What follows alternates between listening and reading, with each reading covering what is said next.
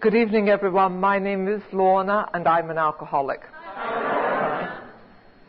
I feel very presidential at this thing here. It's really formal. Thank you, before I forget my manners, thank you very much for the committee to inviting me to speak. I'm always so amazed when I get invited. You know, there's such a plethora of speakers out there, and it's a terrific honor. And, you know, when I first used to qualify, I used to think and I used to say at the end of my qualification, good God, you know, the next time I speak, I must get my story straight.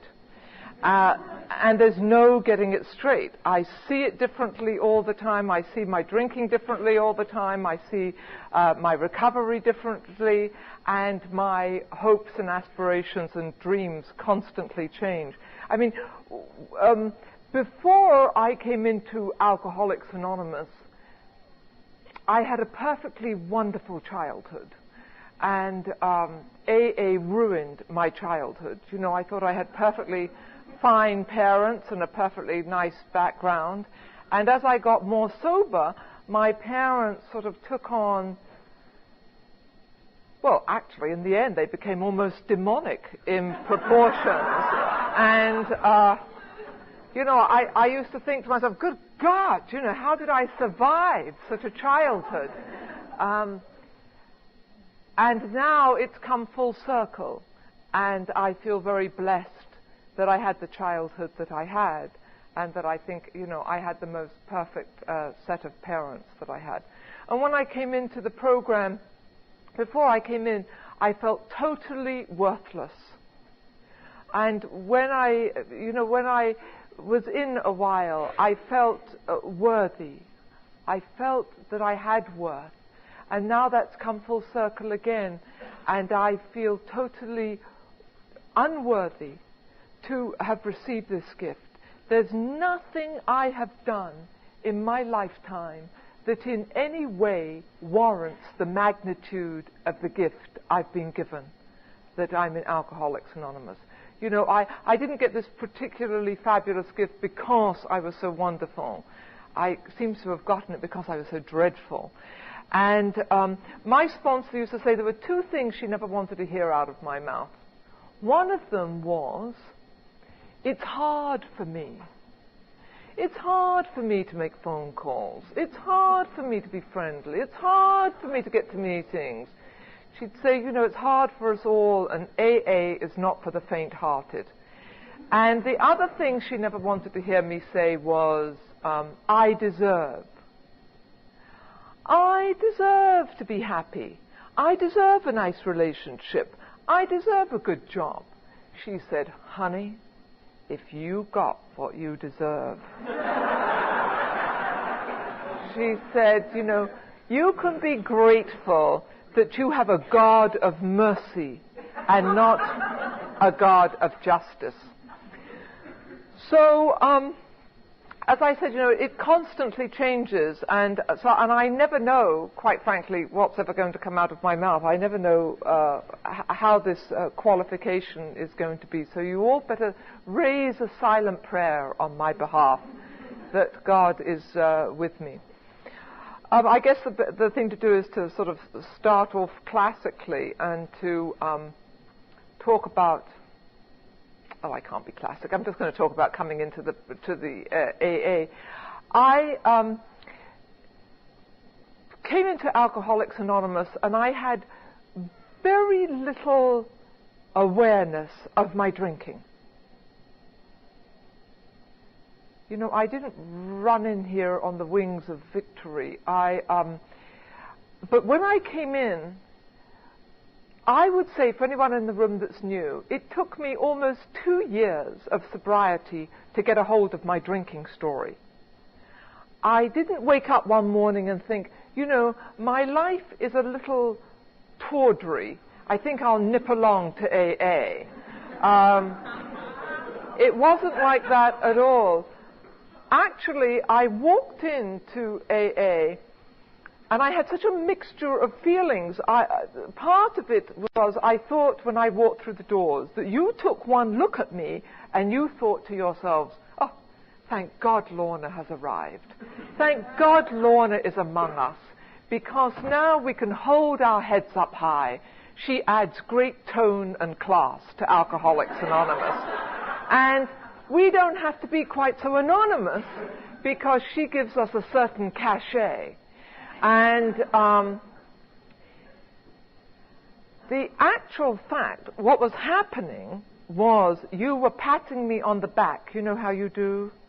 In that friendly way. And you said, no, you keep coming back, sweetheart. You're in the right place. And I didn't know what it was about me that you could see that I was new. You know, maybe it was the fact that I've been wearing the same dress for the past 3 months. And, you know, I had that wild, wide-eyed look of the newcomer. You know, don't touch me, don't talk to me, I'm not really here, I'm just visiting, I don't really belong, I don't have alcoholism. And then, on the other hand, you know, I was so terrified that you were going to kick me out because I had nowhere else to go. I was so terrified that one of you was going to come up to me and you were going to say to me, listen, sister, exactly how much have you drunk? I mean, we're a busy organization in here, and, you know, we don't have time for people that don't really have a problem, and we notice you always sit in the front row, and you eat an awful lot of cookies, and do you mind? So I had this incredible mixture of feelings, you know, coming in, and as I stayed sober, my story started to get revealed to me. You know, I started to think, well, maybe that wasn't passing out. I started to think, maybe that wasn't falling asleep at the dinner table. Maybe that was passing out, you know. And because when I first came in, I thought to myself, you know, I'm very clever and very astute. That I have come in, I mean, I wasn't stupid. I could see that I had tendencies towards alcoholism. I could see that I was the sort that if I didn't watch it, I could develop a problem. But I was very clever that I had come in here and I'd nipped it in the bud. You know, I came in here when I was sort of lightly dusted with alcoholism. I didn't really have it. I had been gently dipped in the disease. You know, I didn't really have it, a big case of it. And how I figured that out was I heard you. I listened to you very carefully. And you said things like, you know, you'd been here for 5 years and 9 years and 15 years and things like that. And I thought, ooh, they must really have brain damage. I mean, you know, if it's taking them all that time to get it, and some of them are still coming every day, and they've got 10 years of sobriety, oh, those poor wretches. And you know, I thought, well, the preamble might be a little tricky, but I was going to get it, and I'd be off out of here. And, you know, I'm here 23 years, and I'm still waiting to get it. But gradually, my story was revealed to me. And, you know, little snippets came out. And the end of my drinking, I'll just tell you a few stories that qualify me as an alcoholic. First of all, when I came to, my story is all over the place. Don't expect it to be sequential. It's not at all. When I came to this country, and on the Mayflower, it seems, and I looked after 3 American children under the age of 7, and it was quite something. But one evening, the woman there was no one. I had no friends, nothing at all, and the only friend I had was the housekeeper. And her name was Margaret. And Margaret was African American, and she was the first black woman I'd ever seen or spoken to. And she and I bonded, and, you know, we were both in service, and she was my only friend and my only confidant. And I was 18 years old, And the woman that we worked for didn't like smoking, didn't approve of smoking, and especially not in the house. So anyway, one evening, she and her husband were out, and I had wrestled these kids to bed, and I was upstairs in my room, just flaked out on the bed, and watching television or something, and suddenly the thought went across my mind, I think it must be this way for serial murderers. You know, I think they must just sort of be sitting there one day and think, you know, it's time to do it again. And the thought just went across my mind, I'd like to drink. I didn't think of myself as a drinker. I drank. I almost killed myself in England 2 weeks before I came to America, coming back from Brighton to London, drunk, and the car spun on the road. But I mean, you know, really wasn't anything. And but anyway, the thought went across my mind that I'd like a drink. I went downstairs to the liquor cabinet, and I pulled out the first bottle that was in front of me, and it was this huge bottle of Grand Marnier.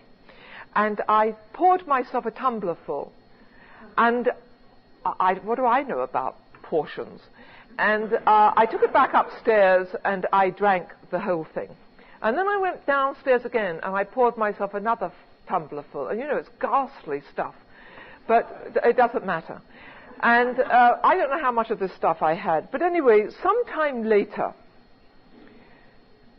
I don't know if I said that the housekeeper's name was Margaret. Anyway, sometime later, this woman that I worked for was having company, and she fancied herself as a gourmet cook. And she was in the room where the liquor cabinet was, getting out the Grand Marnier to flambe something. And I just happened to be in the room at the same time, walking through or something. And she went to lift up this huge bottle, and it just sort of flew up in her hand. And this sort of curious look came across her face. And she said to me, not accusingly or anything like that, she just said to me, Lorna, do you know what's happened to all the Grand Marnier? And I said, well, no, I don't actually, but Margaret smokes in the toilet. And something told me that you protect this stuff. You do not betray it. You betray your best friend, you betray your only friend, you sell your friend down the river, you get her into trouble, but you do not betray alcohol. How did I get that? Where did I learn that from? I don't know. It's the disease. It's something whispers to me, you know, I am yours and you are mine, and we are bonded. We are lovers together, and we stick together. And I knew, you know, if she had said to me, Lorna, who drank all the Tropicana? I would have said, oh my God, I was so thirsty, and I had one drink, and I had another drink, and I'm so sorry, I knocked the whole thing back. If she said to me, who ate all the chocolate cake? I would have said, you know, I had one slice, it was so delicious, I just couldn't stop myself, and I had another slice, and I'm so sorry, I just ate the whole thing. But something I knew, that fresh English 18-year-olds off the boat from England, looking after your 3 children, do not be knocking back the alcohol, you know, while you're out. And so that's one thing. I think I could end my story right there about it. But, you know, gradually, my story got revealed to me, and I remembered things like being married.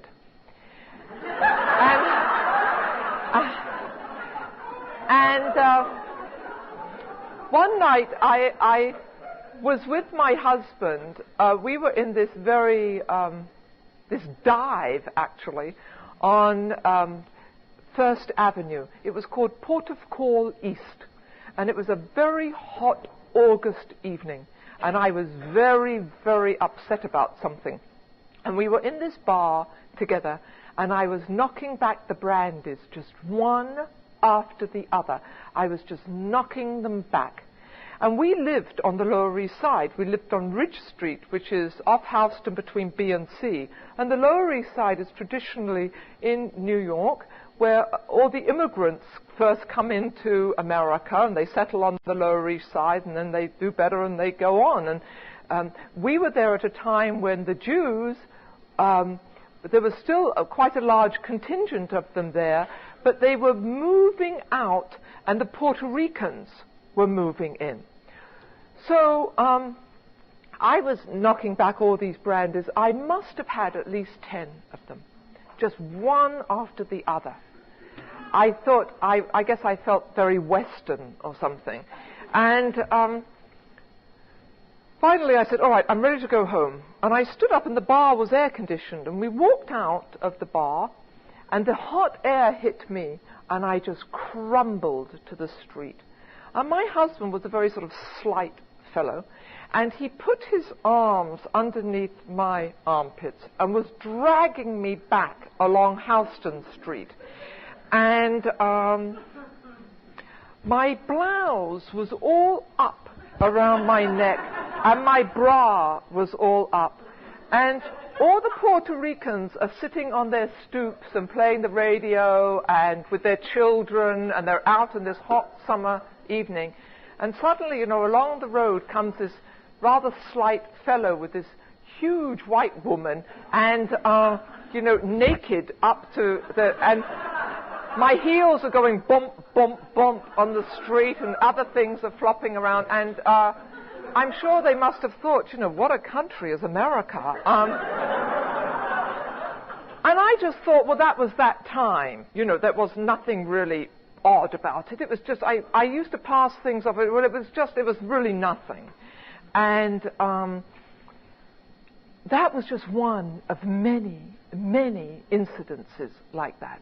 It wasn't an isolated thing that happened to me. And I passed it off with, oh, well, it was just that time, or it doesn't really matter. And when I came in and you said to me, you stick with us because it'll get better, I didn't know what you were talking about, because when I came in, bottom felt so normal to me. It was I don't have any bell-clanging reality about my bottom. Didn't have sort of this huge bottom where I sort of suddenly sunk to the bottom. It was just a slow, rotting disintegration of the fabric of my life. A slow, rotting muckiness and shabbiness of my life. So that by the time I came in, it felt normal to me. What I was doing felt just ordinary to me. It didn't feel dreadful. At the end of my drinking, it wasn't to be quite the end, I was going out with a man. My marriage was over. My husband had finally walked out the door. Actually, I thought it was the most fascinating thing he'd ever done. It really caught my attention. And but I was going out with this other fellow, and I wanted to marry this chap. He hadn't asked me to marry him. I didn't think that was a problem. He hadn't even mentioned it, actually. But I was determined to marry him because this man had the one thing in the world I wanted. And it wasn't noble feelings about me. It wasn't a great love for me. It wasn't gentlemanly behavior or anything like that. He had a maid. And I was desperate for the maid. I wanted someone to brush my hair, run my bath, lay my clothes. I was far too busy, you understand. I was very, very busy, and I just couldn't handle all this stuff. And I wanted someone to put my meal on the table, to say to me, now you eat. I wanted someone to take the plate away. My life was becoming totally unmanageable. I just couldn't handle myself anymore. And, I was willing to let this man touch the sacred temple in order to get to the maid. And in some circles, they call that prostitution, But, so, you know, all these stories were revealed to me. Slowly, I'd think, oh, you know, maybe that was a cause of my drinking, and maybe I did that because I was in the grips of alcoholism. But I didn't cross the threshold of Alcoholics Anonymous and boom, I knew my story. I'm still learning my story. But, you know, you could tell I was new when I came in, not so much, well, I guess by what I said and how I acted, but also how I looked. As I said, you know, I'd been wearing the same dress for the past 3 months, and I was festooned in jewelry. I had jewelry all over the place. And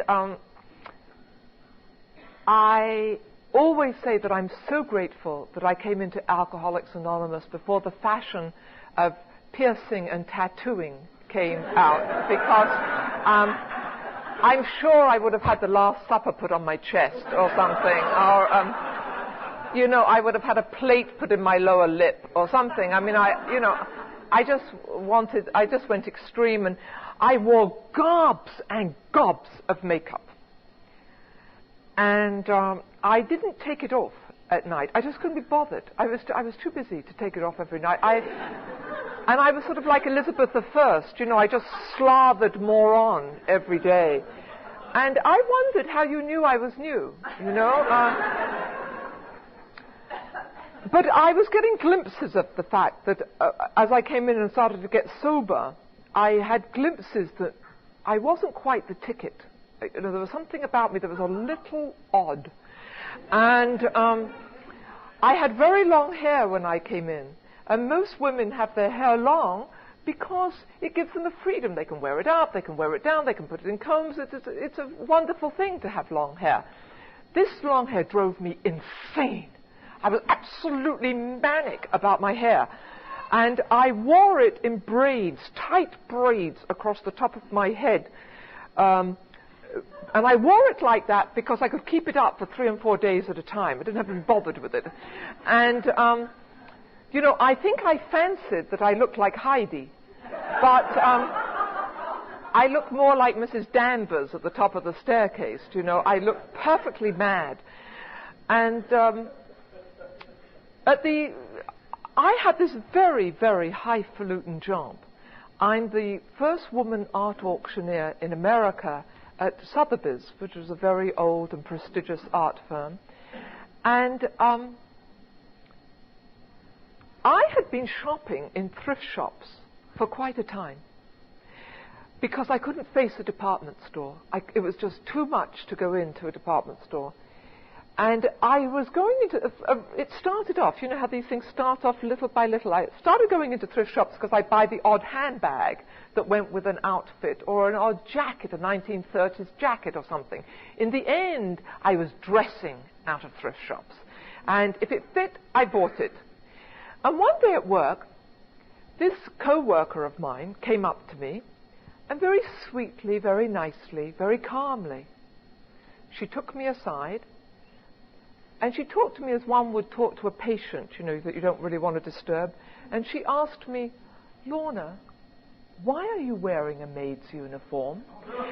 And as soon as she said it, I took a look and I realized, oh my God, that's what it is. It's a maid's uniform. It had the little collar and the belt and the cuffs. And I bought it from the thrift shop because it made me look neat and tidy. And I was desperately trying to keep it together. So I knew, you know, and I think the only reason I kept this job that I had was because I had this accent. You know, I was certainly on the verge of losing my job. And, you know, no one ever said anything to me about, you drink too much, why don't you stop drinking? People said things to me like, shh, or do you mind, or, you know, you're very spiteful. And anyway, I got to see, the last day the day I came in was this dreadful summer Sunday in August, and was trying to get this husband back, actually, and I'd gone to a few Al-Anon meetings because someone told me that he was an alcoholic. And at Al-Anon, they recommended that I go to open AA meetings. And I went to open AA meetings, and the miracle happened to me. I identified. And I was in Alcoholics Anonymous, and I used to end my story there. And then I used to go on to talk about sobriety. But when I was 15 years sober, I never know quite how to introduce this. I went into the worst pain I've ever known in my life. I had no idea that pain like this existed. And God stripped me. I think I had a lot of spiritual arrogance and a lot of spiritual pride. You know, I knew how to work the steps. I knew about the literature. I knew about working with newcomers. I knew all that. I know how to meditate. I knew how to pray. I'm a practicing Catholic. I went to Mass. I enjoyed all that sort of stuff. And all of a sudden, choom, it was all whipped away from me. The big book flew out the window. My sponsees became my sponsors. I couldn't do anything. People would say to me things like, why don't you write a fourth step on this? Oh, brilliant. Like I hadn't even thought of that, you know. I couldn't do the steps. I couldn't do anything, but God stripped me of everything, and he left me with two things. One was smart feet, and my feet took me to meetings, and I screamed, and I cried, and I carried on. And this pain of mine lasted a good 4 years. And people would say, how long has she got? 16 years, 17 years, and she's acting like that? Well, I certainly don't want what she's got.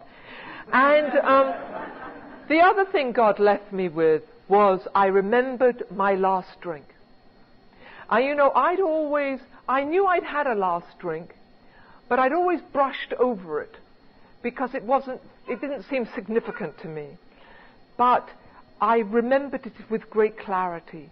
And I was sober about 9 days, and I was with a co-worker, and we were in Washington looking at a collection. And after the business was dealt with, we were at his brother-in-law's house having dinner. And it was just a very casual dinner. There were maybe about 5 or 6 of us, and there was this beautiful wine glass set up in front of each of our place settings. And it was this gorgeous, thin goblet. And I was sober a short while. I didn't know how to say, no thank you. I didn't know how to say, I don't drink. I didn't know how to physically pick the glass up and put it away. I thought the whole thing of Alcoholics Anonymous was to teach me how to be cool around alcohol. I thought it was going to teach me how to sort of pretend that I have this platonic relationship with this stuff. That I was supposed to know how to act around alcohol. I now know that I come to 10,000 meetings to learn how the bells should go off around that stuff. But I didn't know that then. And I thought the whole purpose of being in here was to learn how to resist it, to have some sort of one-upmanship with alcohol. No, it doesn't bother me if you drink. Go right ahead, please. Meanwhile, I'm noticing every last drop you're drinking. I'm wondering how come you can only have one glass. And I become a pimp. I say, you know, wouldn't you like another one of those? You know, but I thought that I didn't know any of this at this time. So this goblet of wine was poured, and I resisted it through the salad, and I resisted it through the main course, and I resisted it through dessert. And then they're all sitting around, and they're chatting, and they're, you know, being very pleasant. And this goblet of wine is still sitting there. And suddenly it starts talking to me. And it says to me, oh, Lorna, You're always so bloody dramatic. What are you doing in Alcoholics Anonymous for your simple problem? You always go overboard. I mean, you don't need to be in AA. You need to lose 10 pounds. That's your problem. You know, when was the last time you read the newspaper? You know, when was the last time you read a book? You've never read the classics. I mean, you have no idea about Faulkner. Why? You need to, you know, take a course, or go to the gym, or start running, or do something else. I'm not your problem, Lorna. I'm on your side. I'm with you. Don't you always feel better when we're together? Don't you always feel more comfortable? And don't you feel prettier and more able to speak? I'm not against you, Lorna. I'm with you. I'm not your enemy. You're your problem. Why do you always guzzle? Why do you knock it back? Why can't you sit? Do you see the other people at this table? Are they falling about on each other? Are they weeping and telling each other inappropriate stories about their lives? No. They're not doing that. They're acting perfectly normal. Why can't you be like them? And I said, you know, you're right. You're absolutely right. I always overreact. And I reached out my hand and I picked up that goblet and I took a sip. And that sip went into my system and hit my soul, and my soul went into total terror. I don't know how to describe it. It just went into terror. And the terror was the terror of separation. I suddenly felt that these huge, huge doors had been released from their moorings and were coming shuntering across the film of my life. And they were going to close with this great sort of Ben-Hur, inevitable thud. And, you know, I was going to be on one side, pounding, and you were going to be on the other. And it's not that you wouldn't let me in, it's that you wouldn't be able to hear me. And I felt like an astronaut severed from the mothership, just floating out there. And I was so terrified. I put the goblet down and, you know, I had the 9 days before that Sunday I came into Alcoholics Anonymous, I'd been drinking all day. I'd been drinking carafe after carafe of vodka and orange juice, and I couldn't get drunk and I couldn't get sober. And this was one sip, and it did me in. And, you know, so it lets me know that it doesn't matter how much I've drunk. It's alcohol. And I came back on the train the next day to New York, and all the way back I wept on that train, and I begged God. I said, please, please, please, let me back in. Don't cut me off. Please don't cut me off. Let me come into Alcoholics Anonymous. And I didn't know I wanted to be sober. I didn't know about sobriety. I just knew I wanted to be with you. I didn't know what you had. I didn't want to know. I didn't know about being sober because I didn't really drink. But I just wanted to be with you. And I came back and I threw my suitcase into the office and I went to a meeting called Lenox Hill, which is on the Upper East Side of New York. And in those days it was considered sort of like the silk stocking meeting of Alcoholics Anonymous. And I sat in the front row, and this guy came up to me and he said, you can't sit there. He said, Harriet and Henry, whatever their names were, he said, have been coming to Lenox Hill for the last 20 years and they always sit in those seats and you can't sit there. And I don't know where I got it from, but I said, I don't care who sits here. I'm here now and I'm not leaving. And I just felt that panic-stricken. You know, if I leave this chair, if I get up, I'll never get back again. I cannot leave this chair. And I don't remember much about this chap, although I do remember that he was the sort that he had trousers on with little spuming whales embroidered into the trousers. And I haven't left, but I will say I've sat in different seats. And I'll give a plug for, if you go into a room and you always sit in the same seat in your group, home group, or you always do the same thing. My sponsor said to me, whatever you do, change it. Change everything about yourself. Change the side of the street you walk down, change the way you brush your teeth, change the way you dress, change the side you part your hair on, change every little detail that you can manage to change. You might not be able to change your heart or change your interior, but if you change the little things about yourself, the big things will follow. So anyway, I was given that at 15 years sober, I was given that memory of my last sip, and I think it was a great gift. And people, I think people feel when they go through hell, when they have longer term sobriety, that they think to themselves, I must be doing something wrong. I'm this long sober, and I feel so dreadful. And I've worked these steps, and I've done this, and I've done that, and I still feel dreadful. There's something very flawed about me. And I've come to, there are 10 million stories in the Naked City. No, 8 million, right? 8 million stories in the Naked City. This is just one of them. And this is just my feelings about it. I think there are a lot of dopey phrases that have come up in Alcoholics Anonymous.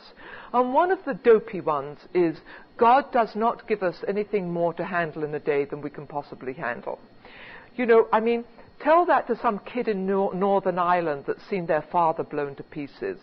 Say that to some, poor Vietnamese boat girl that's been raped on the high seas. And there's a lot of things God has given me to handle in a day that I cannot handle. And I think I'm given them because I'm not meant to handle them. I'm not meant to be handling my life. And why I got into such a deep slough of despond was I thought I was supposed to be doing it. I thought, no matter how much I mouthed the third step about turning my will and my life over to the care of God, I think somehow that these steps are a course. They're a course of you do this and you stay out of pain. And it's not necessarily so. And there's a lot of things that says to me, well, if I'm in pain, I've done something wrong. And it's not true. Very often if I'm in pain, I've done something right. I'm very fascinated with the life of Christ, and I'm sure that, people say that if you don't feel comfortable, that you've done something wrong. In Alcoholics Anonymous, if you're not comfortable, there's something the matter with you. Well, I'm sure Jesus on the cross didn't say, ooh, this feels real comfortable. I know I must be doing something right. It's not, comfortability is not always, in longer term sobriety, the benchmark of a great program or doing something right. Often comfortability is the benchmark of inertia and something not going right. So this period of my life, I talk so emphatically about this time because it was such a big deal for me. I used to be a very, very big, thumper of the steps. And I'm not anymore. And it's not that I haven't done them. I've certainly done them. But now, I really, truly believe that my life is none of my business. And that I have no idea how I'm supposed to look or how it's supposed to, what I'm supposed to be like or who I'm supposed to be. And I always say that it is so miraculous that the things that are vital for my physical life are on the inside of me, where I cannot get my hands on them. Because if I could get my hands on it, I'd probably say, oh, I don't know, I don't like my heart there. I wonder what it would look like over here, and I wonder what my blood would look like flowing the other way. And why do I have to have all these intestines? They're just mucky. And, if I could get my hands on the thing that's vital for this life, I'd be dead in seconds. Seconds. how much more so must be my spiritual life? You know, I think I'm really busy doing 4th steps and 5th steps and doing all this stuff. And really, I honestly believe now that the steps are something God has given me to keep me busy while he gets on with the business of forming me. I mean, I think I'm really busy over here, you know, running my life and 12-stepping and doing all that. And the thing is happening over here where I'm not interfering. And I believe very strongly that that's the way it is for me now. You know, we share our experience. I've shared my experience, my strength. As St. Peter says, you know, of myself I have no strength, or St. Paul, it's only Christ within me, and it's the program within me. My strengths come out of meetings of Alcoholics Anonymous. I've done all sorts of things unorthodox in the program. You know, I've broken a lot of the suggestions, like relationships in the first year and all that sort of stuff. And but the one thing I've done is I've gone to meetings.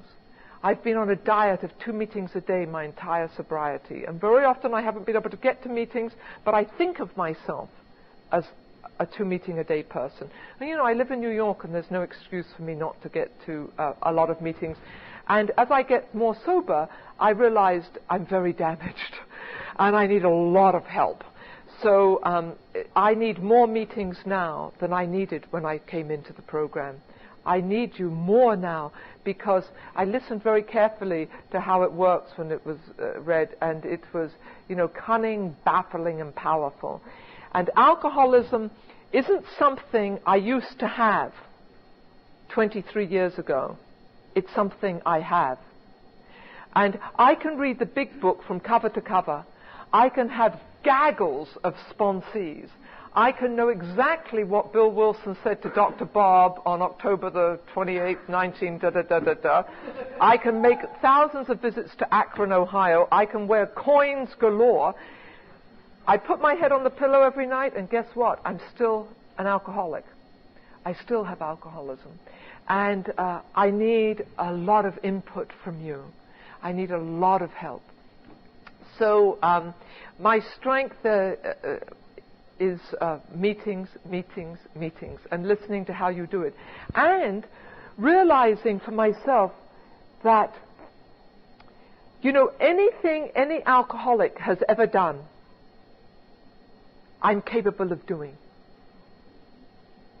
And I do not consider myself anymore a sort of alcoholic. Like I used to describe myself, well, I'm the sort that weeps, or I'm the sort that takes my clothes off, or I'm the sort that dances on tables, or I'm the sort that drinks at home, or I'm the sort that doesn't drink at home. I'm not a sort of alcoholic. I have alcoholism. And anything I have ever done, I'm capable of doing again. And anything any alcoholic has ever done, from child molesting to murder to gossip to suicide, whatever, I'm capable of doing. You know, I think I'm very powerful, but I put a drink in my system and I'm like a marble on a plate. Any way you tip it, that's the way I roll. And I think I'm in control. And one of the things I always like to speak about very emphatically when I speak is alcohol in the home. I was told to get the alcohol out of my house. And I remember saying to my sponsor, oh, really, please. I mean, you know, I have some very fine bottles of wine. And if I found out that I was allergic to diamonds, would you tell me to get rid of my diamonds? And she said, Lorna, she said, it's a very odd thing for a person to equate alcohol with diamonds. I think you have a problem. And anyway, I was given a grace when I came in, a real grace, and it was obedience. I really understood. I wanted what you had so badly. I wanted that I was willing to do anything. I didn't know, I didn't want sobriety, but I wanted this thing that you had. You had a kind of power, and it was this ability to say no. I'll get back to alcohol in the house in a minute. But, you know, I believe that the first 2 years of sobriety are all about learning how to say no. No to the relationship. No, I cannot come home for Thanksgiving. No, I will not go on the cruise. No, no, no. You know, no, I cannot work late because I have to get to a meeting. All just no. When in doubt, it's no. And the whole rest of my life is learning how to say yes. Yes, I will speak. Yes, I do love you. Yes, I will marry you. Yes, I will make a commitment. I was at a wedding here yesterday for people in the program that got married, Madeline and Jim, and it was just beautiful. The constant yes to each other all day long. And it was, you know, I was told that ships are safe in the harbor, but ships aren't built for the harbor. And chance it. And I'd often say to my sponsor, tell me to stop doing that. Like, you know, when I was 18 months sober, I got involved with a married man. You know, I did a lot of things after I got sober that I should have done when I was drinking. But, and I was tortured, and she'd say to me, I'd say, Ellen, tell me to stop doing it. And she'd say, no. She'd say, you know, life has to happen to you, and you're going to have to go through this the same way. And I mean, it was amazing. But this thing of alcohol in the house, people will often say, as I said, well, just because I've stopped drinking doesn't mean to say I want to impose that on my friends. You know, when my friends come by, I want to be social. I want to be able to offer them a drink. Well, people that don't smoke don't keep cartons of cigarettes in their house. And Orthodox Jews do not keep ham and Swiss cheese in the house. And Muslims don't have a side of pork in the freezer.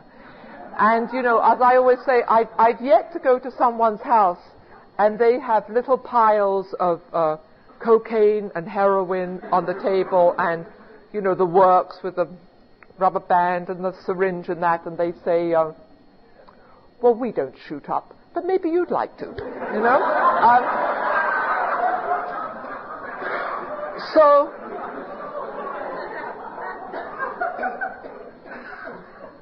you know, my experience, my strength, and my hope, this sort of leads into my hope. My hope is, pray, please God, my hope is that I never sell out. I, like many alcoholics, whined about this feeling of abandonment. You know, I'm terrified of abandonment. Most alcoholics will weep about that, you know. Oh, I'm so scared of abandonment. And the reason I'm so scared of abandonment is because that's what I do to myself all the time. You know, I came into the program when actually my husband left, the time when that song was out, is it 50 Ways to Leave Your Lover? You know, nip out the back, Jack, and get a new Scam Sam and all that sort of thing. And that was my song.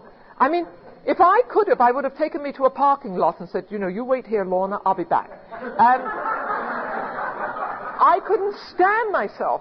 And I was always leaving myself high and dry. I was always saying, you know, you're going to act properly and appropriately tonight. And then I'd just blow it. I just was always running out on myself all the time. So it's a very big thing with me. I don't want to be abandoned, and I don't want to do the abandoning. And I don't want to pretend. You know, when I had that affair with the married man, I always remember we were very intimate and close with each other behind closed doors. And then in public, we acted like we didn't know each other. And it was so sick. It made me sick that I couldn't announce how I felt, that I couldn't make a big announcement about my love. And I don't ever want to do that with Alcoholics Anonymous. I don't go around breaking my anonymity. I don't go around announcing that I'm in the program. But I want to look I'm in the world, but I'm not of the world. And there's something about me that's different. There's something about me, there's a quality about me that's different and that I want to honor. You know, I've been raised from the dead. I'm not like other people. I'm just not. And there's something about me that I cannot be found around alcohol. I have a different way of thinking. I try not reading trashy magazines. I try not watching violent movies, because all that kind of stuff feeds something lower in me that I can go zoom right to. I mean, I'm the sort that I want to sit on the curbside with a bottle in a paper bag and drink it. And the low life has some kind of appeal to me. And there's something about me, I must honor what I am. And I don't want to, pretend that I got this from therapy. I didn't get it from Rolfing. I didn't get it from anything else. I got it from meetings of Alcoholics Anonymous. And I got it because I called a sponsor and because I listened to what you told me to do. And, I have to honor it by asking thousands and thousands of times to the French waiters, what is this cooked in? Does this have alcohol in it? And I get very tired of doing that, and I just want to tell a few stories, especially about that sort of honoring it. I had a very close relationship with Mother Teresa, and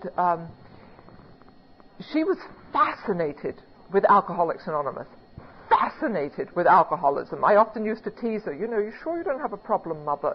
I mean, anyone that's that interested in it usually has a problem. And she was fascinated with it because she had success with every form of human suffering, but she could not help the alcoholic because she didn't know how to say, I know how you feel.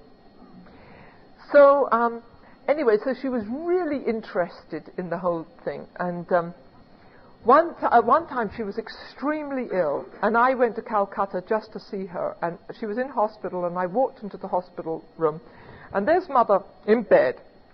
She's in this tiny little bed, single bed, and a priest comes in, a young Indian priest, to say Mass. And they, that table that you wheel over the bed that the patients eat off, well, they put that down the bottom of the bed, and he used that as an altar. So he was standing down the bottom of the bed, and he was facing Mother, and I was standing here on her right, and there was a nun standing beside me here. And there were two other sisters on the right-hand side. Anyway, it came time for communion, and he came around to the side of the bed to offer communion to Mother, and he dipped it in the chalice. So he holds up this dripping thing and gives the host to Mother. And, in seconds, the film went through my mind of, oh no, not here. Please, please, God, don't let me have to make a fuss here with this saint of the world dying in bed beside me. Please let me get away with it just this once. Please let me not have to bring all the attention on myself and my bloody disease. Let me just think of it as the blood of Christ and take it. And then, as quickly as I thought that, all your faces came in front of me, and all the thousands I've seen, and all the thousands that hopefully will come after me, the millions to come after me. And right there in that moment, it mattered incredibly what I did.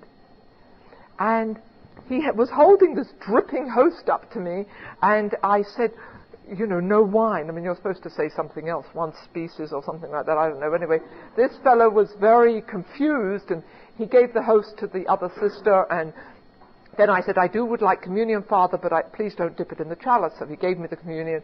And then he went round the other side of the bed, and by this time, Mother's completely disturbed from her devotions, and, I'm standing there feeling very awkward and really shaky. And Mother's hand came across the cover, And she grabbed my hand and she said, "Well done." She said, "You must continue to protect your precious gift." So, it matters what I do. It really, really matters. And there are two things. I'm almost up with my hour here. There are just two things I want to share to end this. They say in the program that life will be beyond our wildest dreams.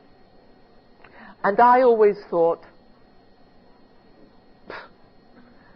I could dream up something far wilder than this.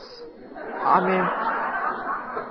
mean, is this a wild dream? I mean, really, they must not have much imagination. And it was not beyond my life had not been beyond my wildest dream. My wildest dream somehow I knew involved money, men, and mansions, and maids, of course, and. But I think now that wild dreams, when the book says it's beyond our wildest dreams, it means that my wild dreams are kind of puny and don't have much to do with the world. The wild dreams, it's beyond my wild dreams, like into another dimension. And I had two things have happened to me very, very recently. I had a very estranged relationship from my brother. He's 5 years older than I am. And it wasn't that we'd had an argument or anything. I just left home at 18, and I think just the time and the distance and the not understanding each other, and I don't know. It was just an awkward relationship, and he was never very nice to me when I was a child. And siblings never seem to change. You change with your parents, but you always seem to have that same relationship with the sibling. And I've wept in meetings over this brother of mine. I really wanted this relationship, but I just didn't know how to do it. And I'd made all sorts of attempts, and then I've done everything in these years, and I've not written for years on end, and then I've written, and I've sent the children presents, and I've just, I kept my hands off it, I turned it over, I did all sorts of things. And, something, I just quickly have to intercept in here because I always forget this. People always come up to me and say to me, "How did you get through that terrible pain?" I always forget to say it, and I'll tell you quickly, I didn't get through that pain. I didn't get through it. God brought me out of it. And it was only when I was totally, totally devastated that gradually, I was brought out of it. So I cannot tell you that I did this, or I bought a certain outfit, or I worked a certain step, or I did anything. I didn't. But I will tell you that at one time I went to Calcutta to work with the lepers and the dying, because I knew that service was a great antidote for spiritual, for getting out of yourself. And I couldn't do it. And Mother was very kind to me, and she came to America a few months after that, and she said to me, "How's it going for you?" And I said, "Mother, it's hell. It's absolute hell." And she said, "How God must love you." She said, "And he wants to be very intimate with you, but he is a jealous lover, and he is burning out of your soul everything unlike himself." And I said, "Well, gee, that's swell, Mother. But, I wish he'd lighten up with the kisses," sort of thing. Anyway, so this brother of mine, I always thought, I heard you talking about miraculous relationships and change. And this summer I went back to England, and I determined to see my brother. And he lives in Yorkshire, and I took the train up there. And all the way on the train, I prayed and I said, "God, please let me just be a presence of love. Let me not talk about the past and what you didn't do and how many times you haven't invited me for Christmas and that I've been cut out of the children's life. Please let me just be in this moment with my brother." And I had the most fabulous weekend with him.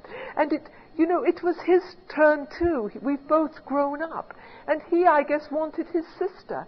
And, it was so miraculous to hear my name spoken on my brother's lips with love and respect, and just a wonderful thing. And I was supposed to leave on Sunday at 1 o'clock, and he kept me there till 6. He kept saying, oh, well, let's do this, and let me show you that. And he was supposed to run me to a station that was 10 minutes away, and he ran me to a station that was 40 minutes away, so that we could talk longer. And we got to the station, and we got out, and I'm standing in Leeds station with the ticket in my hand, and I'm about to go through the barrier.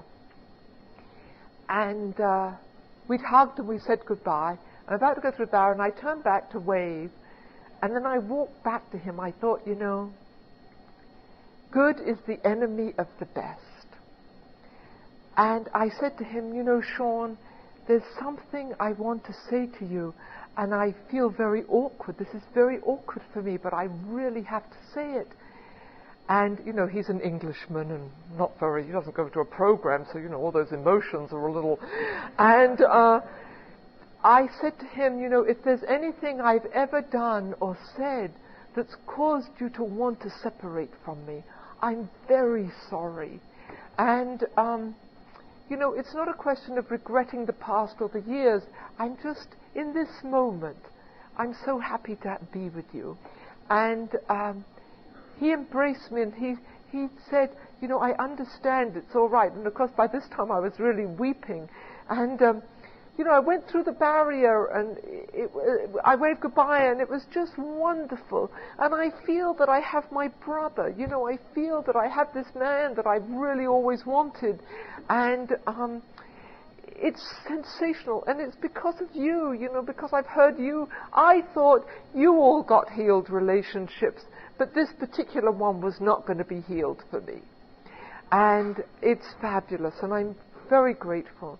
And the second thing is that's happened to me very, very recently was, I wrote a book, and it's all about myself. It's absolutely fascinating. And anyway, a lot of it deals with my, it's a spiritual autobiography, and a lot of it deals with my relationship with Mother Teresa. And when her process for canonization came up, the missionaries of charity, her sisters, called me, and they asked me if I would submit copies of my personal letters from Mother to the council, to whatever, the tribunal, which I did. And then I found out this summer, which thrilled me to death, was that my book had been requested by the something in the Vatican that does all this nonsense. And and someone said to me, they said, the Pope's probably in bed at night, drinking his cocoa and reading your book. And I was just thrilled. I was just overwhelmed with thinking that I was going to be a part of this. And then 2 weeks ago, I got in the mail a letter from the Metropolitan Tribunal, Archdiocese of New York. That was on the envelope, and I thought, oh my God, they've caught me. And it was requesting me to give my formal testimony in the cause of the canonization of Mother Teresa. And I tell you something, I'm pretty sure I'm speaking to a group of people that have never seen a witness to a saint before. And I always try and minimize things about myself, and this thing I haven't minimized. I think it's phenomenal. I was talking about it at dinner time. I feel so 14th century that I get to witness for a saint. Lorna Kelly of Alcoholics Anonymous gets to witness for a saint. And and I went before the tribunal last Monday, and I felt this is all of Alcoholics Anonymous going in, that Mother loved. Mother went to several meetings, and she was crazy about it. And This is all of us going in to do this very thing. And you know what's interesting? To me, it's beyond, I mean, it might not be everyone's idea of a ducky time, but I mean, it's mine. And, you know, if you had told me when I walked through the door, you know, Lorna, if you stay sober, you're going to be able to help this little old nun in Calcutta become a saint, I'd have been like, please. I mean, you know, that is not my idea of beyond my wildest dreams. But it is my wildest dream now. It's fantastic, don't you think? I mean, it's phenomenal. And